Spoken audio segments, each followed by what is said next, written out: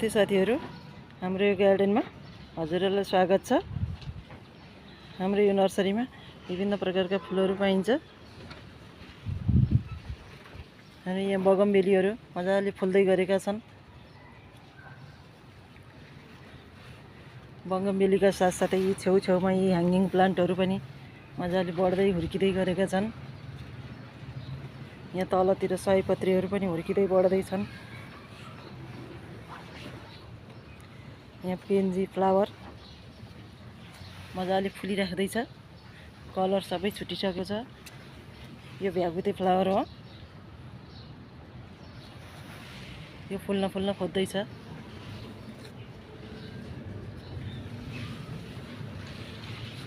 यिनीहरू चाहिँ खुर्सानीहरू भए।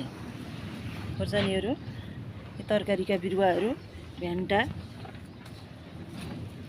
यो खुर्सानी, यो बोडी भयो, लामो तुने बोडी, सबै तरकारी फलफुलहरू सबै राखिन्छ।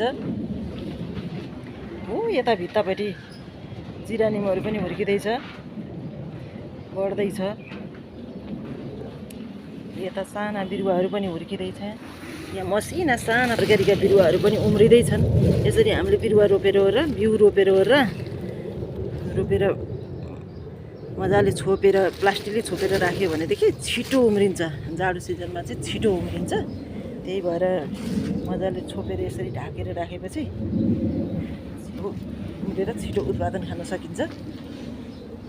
यो इन्डोर प्लान्ट सफ्लेरिया, यो भित्र बाहिर दुईटै हुन्छ है साथीहरु।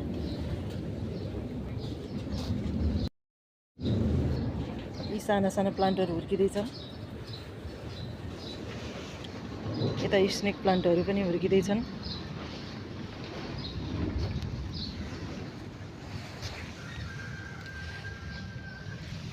यहाँ गोदावरी प्लान्ट पनि छ। यो चाहिँ मदर प्लान्टको लागि हो। यो अब अलि दिनपछि यसलाई कटिङबाट बिरुवा उत्पादन गर्नुपर्छ। यो गोदावरीको कटिङको बारेमा पनि मैले हजुरहरुलाई नयाँ भिडियो हाल्नेछु। हजुरले सब्स्क्राइब गर्नुहोला। कटिङ गर्ने तरिका, यसलाई धेरै फुलाउने तरिका, मल हाल्ने तरिका सबै हजुरहरुलाई पोस्ट गर्नेछु। हजुरले लाइक, शेयर, सब्स्क्राइब गरिदिनु होला।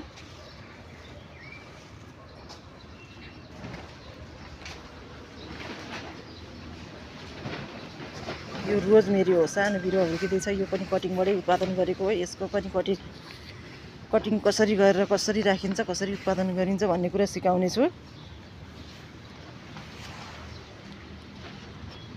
पिटोनिया फ्लावर मजाले फुल्दैछ।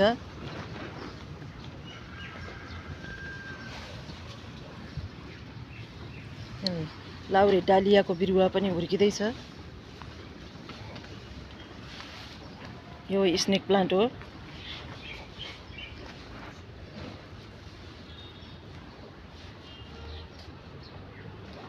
ल है साथीहरु, यसरी ह्याङ्गिङ प्लान्टहरू हामीले यसरी राखेका छौँ।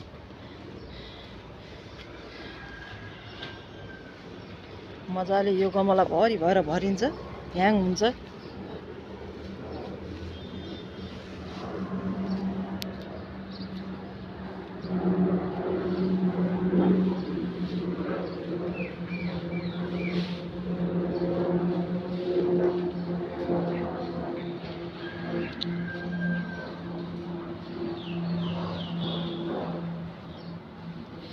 यो जिरानिम प्लान्ट हो।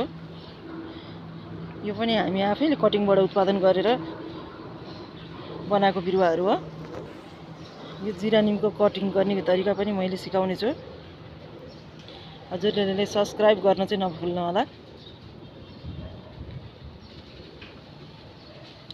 नयाँ नयाँ भिडियो र राम्रोसँग जान्ने तरिकाले सिकाउने उद्देश्यमा छु।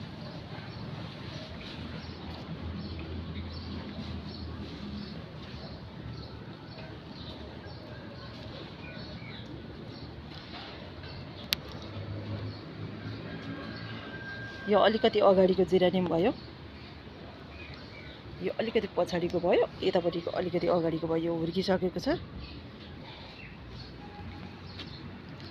हुर्केर मजाले कोपिला लाग्दैछ, फुल्न खोज्दैछ। 12 मासे हुन्छ जिरानिमहरू, 12 महिना फुल्छ। यो कहिले नि मासिँदैन। जिरानियमहरू पनि कटिङ राख्ने तरिका, फुल फुलाउने तरिका, हाँगा काट्ने तरिका, फुल फुलेर सिद्धिएपछि त्यसलाई कसरी संरक्षण गर्ने भन्ने तरिका सबै सिकाउने छु है साथीहरू।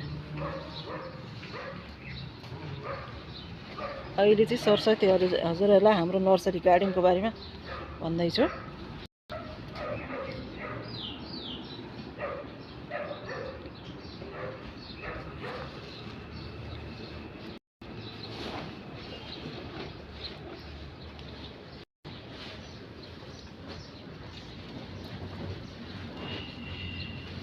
बगमबेलीहरू फुल्दैछ मजाले। यस्तो सेट हाउस पनि राख्नुपर्छ हामीले, तातो हुन्छ अनि मजाले फुल्छ। घाम चाहिन्छ र अत्याधिक रूपमा मल धेरै चाहिन्छ बगमबेलीलाई।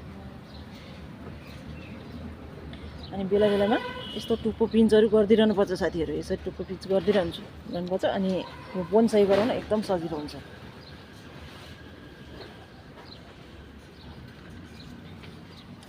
यता बगमबेलीका साना साना बिरुवाहरू पनि हुर्किँदैछन्, बढ्दैछन्।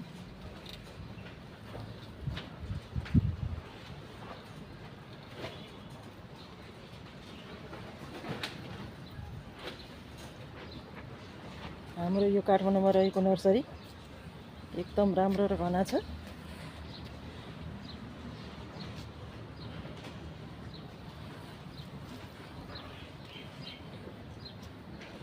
यो कृष्णकली, घन्टी फुल पनि भन्छन्, कृष्णकली पनि भन्छन्। यसलाई पनि कटिङबाट उत्पादन गर्न सकिन्छ साथीहरू। यसको नयाँ बिरुवा बनाउने तरिका पनि मैले भन्ने छु। मजाले फुल फुल्दैछ।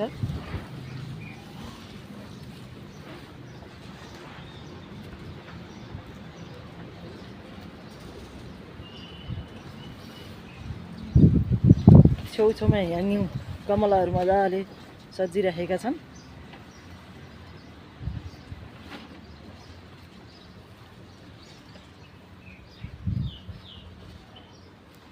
ल हेर्नु साथीहरू, यति राम्रो हुन्छ। मल जल सबैको मात्रा पुग्यो भनेदेखि यो लाउरे डालिया फुल हो। यो एकदम राम्रो फुल्छ।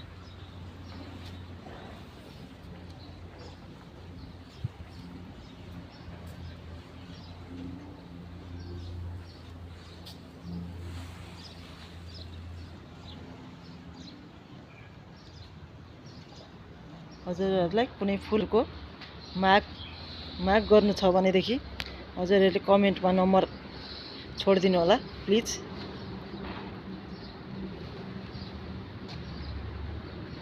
ल है साथीहरू, आजलाई यति नै।